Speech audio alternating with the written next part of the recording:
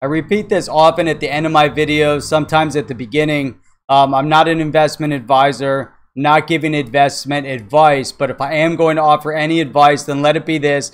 Do your own research, invest only what you can afford, invest only what you can afford to lose, and don't buy or sell based on the FUD or FOMO that is spread online.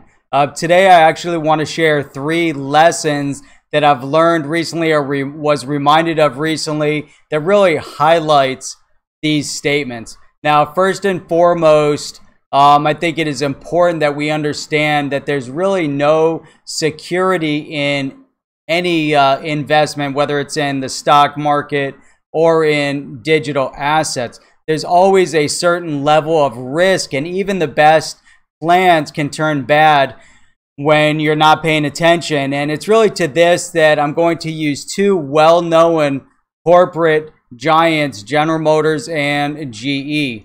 Now, who would have thought that in 2009, GM or General Motors, a beacon of the United States industry, automotive industry, would file for bankruptcy?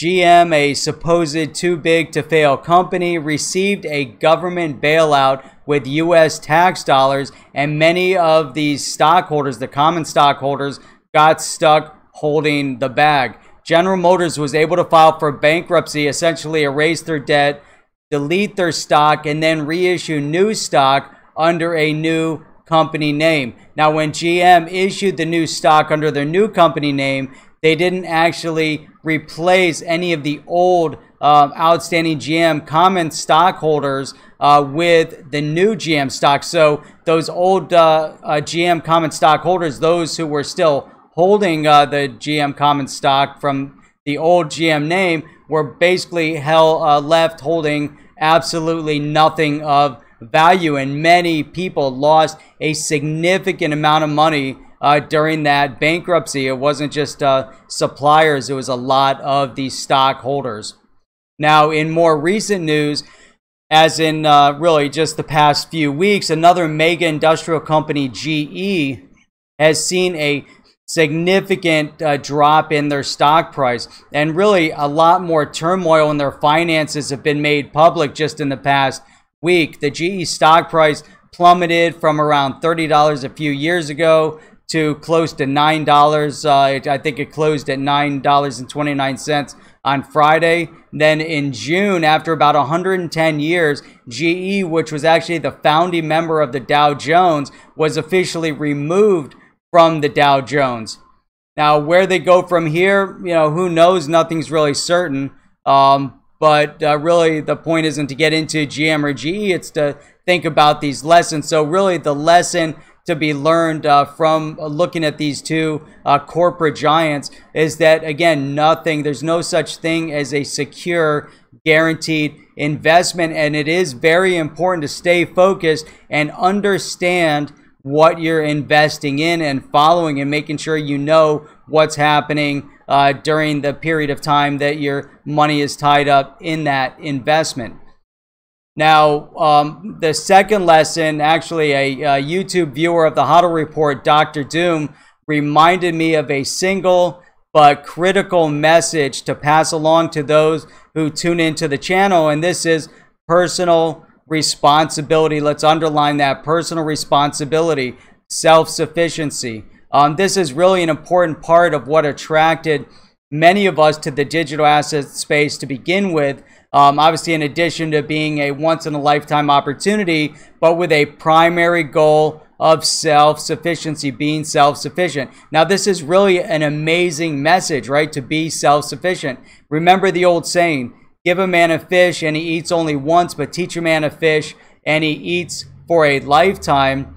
Now, right now, there's actually 2 prevailing schools of thought that are battling each other, that are being weighed right now, both politically and economically. And what we need to look at is, do you strive to be self-reliant, and do you want to help those around you do the same? Or do you prefer that the government or financial institutions control this for you? Now, we have an unprecedented chance right now to decide, and really the decision is yours. You have big decisions to make in the voting booth, as well as in how you and those around you manage your future digital asset investments and their digital asset investments.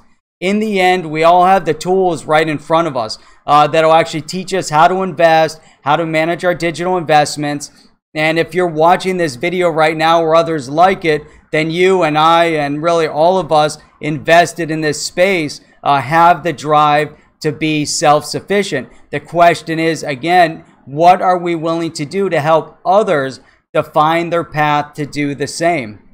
Now, the third lesson, really, it came from my son's tennis coach. He said something during the lesson that really made sense and can translate to other things in life. And for today's discussion, we're talking about investing in digital assets. So let's apply it to digital assets. Now, the coach's lesson is a lesson on keeping things in perspective of the things around us that we have control over, that we can control personally. His lesson, really paraphrased from what he said to my son, remember, you are in control of your side of the court. When the ball's on your side of the court, it's a battle between you and the ball. No one else can come and change what's happening on your side of the court. You're in complete control. All you have to do is focus on the ball and hit it.